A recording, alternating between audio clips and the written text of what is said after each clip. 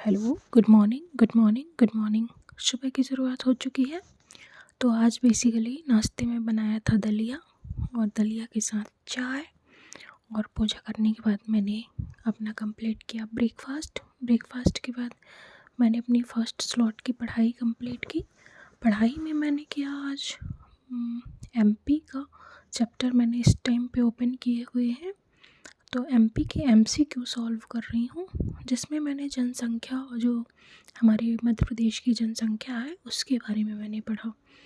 तो जब मैंने अपना जो पढ़ा उसके हिसाब से मैं बताती हूँ कि मैं करती भी यही हूँ हर सब्जेक्ट में, कि जो अगर हमें मैप के थ्रू चीज़ें सही हो जाती हैं तो मैं वही करती हूँ। तो जब मैं जनसंख्या पढ़ रही थी तो बेसिकली क्या होता है कि जब मैं रिवाइज कर रही होती हूँ तो सपोज़ दैट कि ये क्वेश्चन आ भी चुके हैं, सीक्वेंस पूछ लिया जाता है कि कौन से ज़िले में जनसंख्या सबसे कम है, सीक्वेंस वाइज लिखिए। कौन से ज़िले में सबसे ज़्यादा जनसंख्या है और सीक्वेंस वाइज लिखिए। ठीक है, ऐसे क्वेश्चन आ चुके हैं हमारे एमपीपीएससी में। तो उनको हमें कैसे सॉल्व करना है, ऐसे तो हमें भूल जाता है, सभी के साथ होता है कि कभी मंडला हो गया, कभी डिंडोरी हो गया, बालाघाट में सबसे ज़्यादा है लिंगानुपात है जैसे, तो ऊपर नीचे चीज़ें हो जाती हैं इधर उधर, है ना। जब सीक्वेंस में अरेंज करने को आ जाता है सबसे कम का और सबसे ज़्यादा का तो याद रहता है, बट वहीं पे अगर बात आ जाती है हमें वो अरेंज करने की कि सीक्वेंस वाइज अरेंज कीजिए, तब थोड़ा सा हमें प्रॉब्लम आ जाती है। बेसिकली जो बीच वाले ज़िले होते हैं, है ना, उनमें।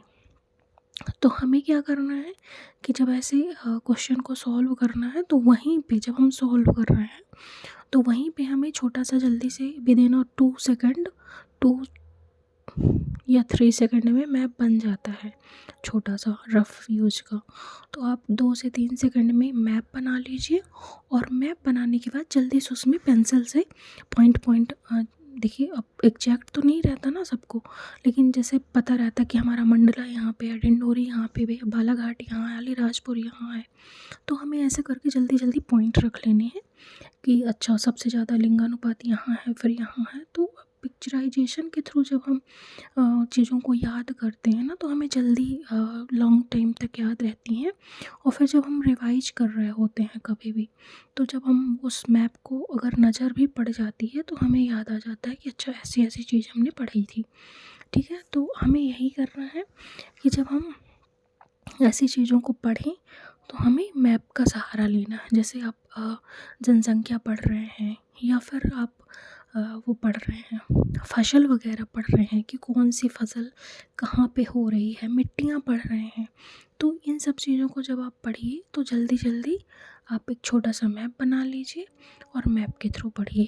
और जैसे जनसंख्या से ही रिलेटेड बहुत सारे क्वेश्चन बन जाते हैं कि क्षेत्रफल वाइज कौन सा ज़िला सबसे बड़ा है, क्षेत्रफल वाइज कौन से ज़िले सबसे छोटे हैं, कौन से ज़िले में साक्षरता दर ज़्यादा है, कौन से ज़िले में साक्षरता दर कम है। तो जब हम ऐसे क्वेश्चन को सॉल्व कर रहे हों तो विदिन 2 से 3 सेकंड में आप मैप बनाइए और मैप में जल्दी जल्दी पॉइंट कर लीजिए। फिर जब आप बाद में पढ़ेंगे तो आपको ईजी जाएगा। और इसी हिसाब से मैं जब आप अपनी तैयारी कर रहे हैं या फिर नोट्स प्रिपेयर कर रहे हैं तो नोट्स में भी ना अपने मैप को ज़रूर ऐड कीजिए। मैप को और जो ग्राफ रहते हैं कि आप अगर अगल बगल कहीं पे ग्राफ बना लीजिए। ग्राफ नहीं बना सकते हैं तो छोटा सा आप एक वो बना लीजिए, चार्ट जिसको बोलते हैं, तो वो चार्ट बनाकर आप साइड में लिख लीजिए।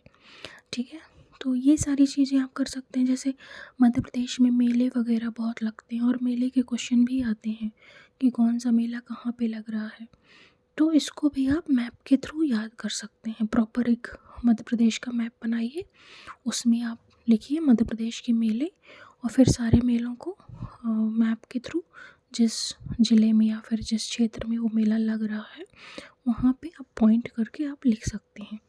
ठीक है, तो आज बेसिकली यही तैयार किया। इसके बाद शाम वाले में मैंने अपना जो लिखने वाला मेरा पोर्शन है उसको मैंने कवर अप किया और उसमें मेरा जो पारिस्थितिकी वाला सब्जेक्ट है वो चल रहा है। और फिर इसके बाद रात हो गई तो रात में हमने बनाया खाना, राजमा की सब्ज़ी और रोटी और साबूदाना की खीर। फिर इस टाइम पे हमारे बेटे की तबीयत ख़राब है तो उसको दवाई ववाई देकर सुला दिया और अभी रिकॉर्डिंग कर रही हूँ। रिकॉर्डिंग करने के बाद मैं भी सो जाऊँगी और आप लोग भी सो जाइए। Bye bye, good night, take care.